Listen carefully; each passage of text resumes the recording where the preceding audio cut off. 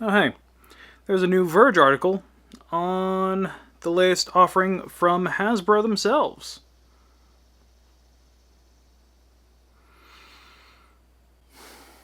What? What the fuck?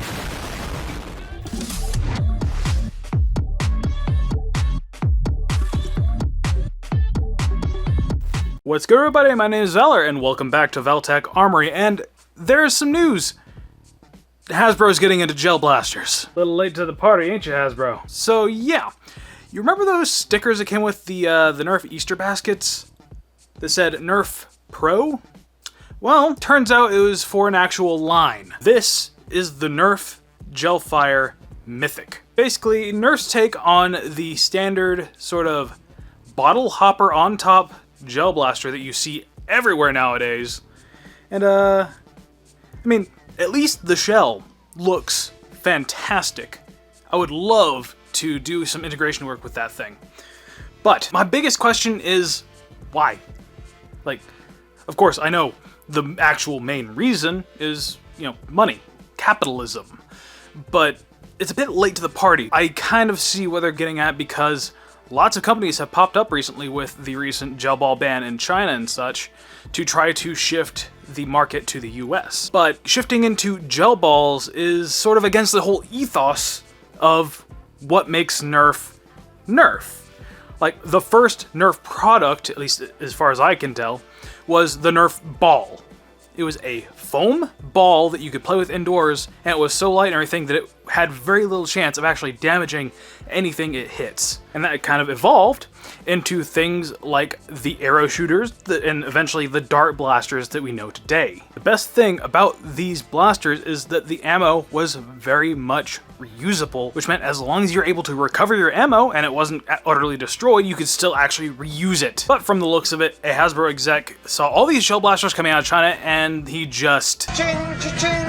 So, Nerf Pro Gelfire was born. Anything to not use half darts, eh, Hasbro? But based on the Verge article and the picture of the box art and everything, it comes with a bottle hopper and 10,000 rounds, which, considering they are just, little tiny super absorbent polymer beads, that's absolutely dirt cheap. Which, on one hand, is good, but we have no idea if it's going to be the standard 7mm, or if they're going to go with their own sort of sizing or something, like make it bigger, make it slightly smaller, and go for more of a 6mm. I don't know yet. And because the ammo is so dirt cheap, they're charging a lot more on these blasters.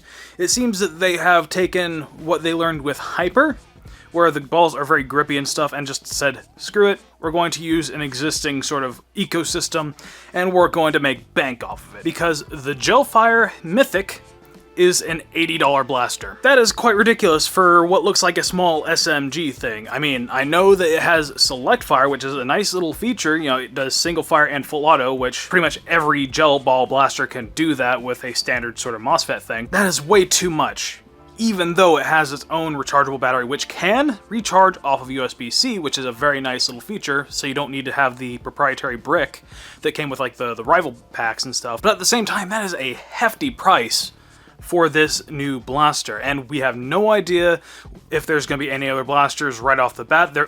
Knowing Hasbro, they will have other blasters, and they're just showing off the Mythic as a sort of promo thing. But at this point, I have no idea if they're even going to support Hyper anymore. I know Hyper is not the best environmentally wise because it's essentially just shooting dart heads, and the rubber isn't biodegradable. So, if you're not careful, you will just lose all your ammo, and it will not be kind to the earth. But this is not great either because, again, one of the biggest things about Nerf is you're able to play indoors fairly easily. Gel balls, you do not want to play with these indoors because once they hit a hard surface, those little beads will shatter, and then you'll have loads of little particles of beads everywhere. And considering this is a full auto blaster capable thing, you're just going to have it absolutely everywhere. I still have marks on my walls outside the house from these beads, exploding and hitting the wall and everything, and I don't think that's going to be good for indoor play. And that's not even getting into the fact that you have to wait before you can use your ammo. It takes, on average, about 4 hours to, soak a set of beads, and even though you can soak a whole bunch at one time, once you are out, you're out for so many hours unless you had some more soaking. And there's another thing I dislike about Gel Ball and everything is the ammo capacities are way too high for any sort of real competitive thing. From the looks, they're trying to sort of incorporate it into Nerf as a line when they really shouldn't, because gel blasters and darts have different characteristics. Not only can you have upwards of 100,000 beads on you at one time, given you can carry either a bunch of little bottle hoppers that go on this thing, which that's another thing I don't like is the hopper design. It looks stupid and it gets in the way of your sights. And there's a rail right in front of the bottle that you're not ever going to be able to use. Even if you have some sort of like canted rail or anything, the bottle is just so big and obtrusive, you're not gonna be able to see anything. And once that bottle gets low, you're gonna have some feeding issues because it's gonna just be kind of sputtering. But yeah, the fact that gel beads and, you know, by extension, airsoft can carry such high ammo capacities, it's gonna basically kind of outgun anyone in a war you're up against who's using standard darts or short darts or whatever. The nice thing with rival and its high capacities is if you're running something at high capacity, it's going to be quite large. So you kind of have to tailor your sort of loadout and gameplay style to carrying large amounts of this large ammo on you, and it kind of evens the playing field given the fact that Rival isn't that, you know, accurate at range. And apparently there's a new TikTok trend called the Orbeez Challenge where people just effectively do drive-bys with gel blasters. And it is hurting people. The picture associated with the article I saw shows a kid with broken skin on his face and stuff from someone doing this stupid freaking TikTok trend. And I know for damn sure that Hasbro doesn't want to be associated with that sort of thing. And Orbeez for that matter, because Orbeez doesn't even make gel blasters. They just make little water beads for like keeping your plants watered, or the little girl toys where it's like a little foot bath or something. I think it's just a bad deal all around. They really should have disassociated it with the Nerf name, but I know that they used the Nerf name because of brand recognition. It's just so blatantly obvious and cynical and everything, and it just kind of turns me off from buying a Hasbro product ever again. I'm only really gonna get one for integration purposes because the shell looks nice.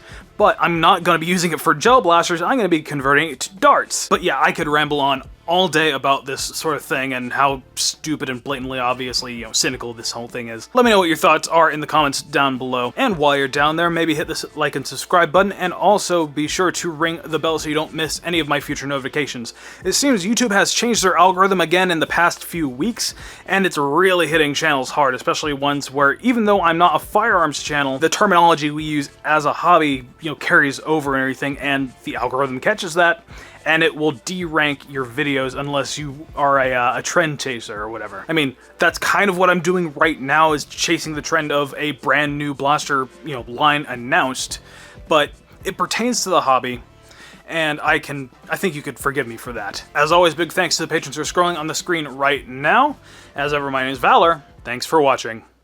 Again, thank you so much for watching this video. Sorry if I seemed a bit more angry or spicy, whatever you want to call it. I recently had another death in the family. My Siamese cat had passed away. She was the litter mate to the brown cat that passed away earlier this year. And it just seems that the whole litter had health problems, and you know, 13, 14 years was just about as long as they were going to be able to live.